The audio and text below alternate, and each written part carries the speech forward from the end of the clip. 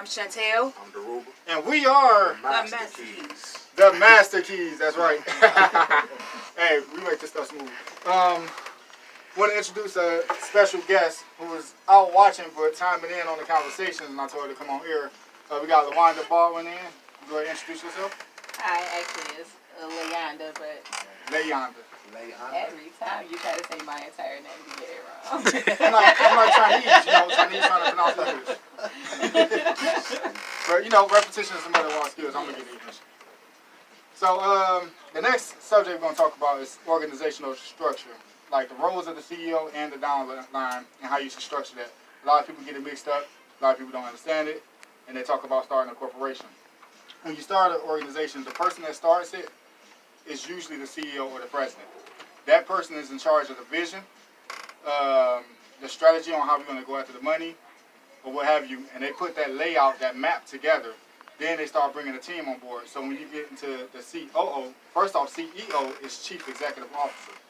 COO is Chief Operations Officer, Operational Officer, something like that. Y'all Google it. COO. Operation. So the COO is in charge of the day-to-day operations of the company. So as the CEO is responsible for putting the strategies together, and they may work around the clock. In regards to dealing with the team, the COO deals with the teams in the day-to-day operation. Then you have your CFO, Chief Financial Officer, that deals with the finances, reporting to the IRS, keeping track of the records, that you know whether this investment would be good, that investment is good, this one is not making no money, you might want to restructure that. So this is part of your organizational structure.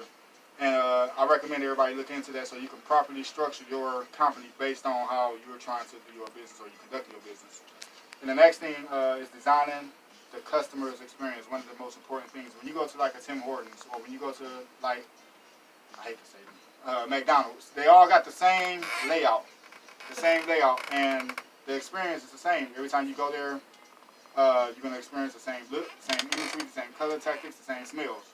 So it's an experience consistency aspect. So when you start your business, you have to think about what do you want your customers to experience. And get feedback on it as well so you can critique as you go. Kind of to say something on the last topic, when you were talking about the duties of the Chief Financial Officer and the CEO and all that, what does the Secretary and the Treasurer tie into all that? So must every business have that, or no? It's best for everybody to have it. Usually, like when you're starting off, the person that's starting is everything. And then as they grow it, they start bringing people on. Treasurer is the same, pretty much similar to the CFO. The CFO can actually be treasurer. Okay. And secretary, like when you have meetings, through, you know about this, we did community work together. So we have meetings, the person that does secretarial work is in charge of taking minutes on the meeting. So when you start a corporation, it's actually required to have these meetings, and whoever does the secretarial work, they record the minutes, the bullet points of what y'all talking about, and how y'all gonna move forward. These get turned in to whoever you have to report to, depending on where you at, as far as government. So in a regular business structure, then, you know, mostly the secretary works with the COO, because the COO sees over the operations. So the secretary will be working closely with them. No, more so with the president.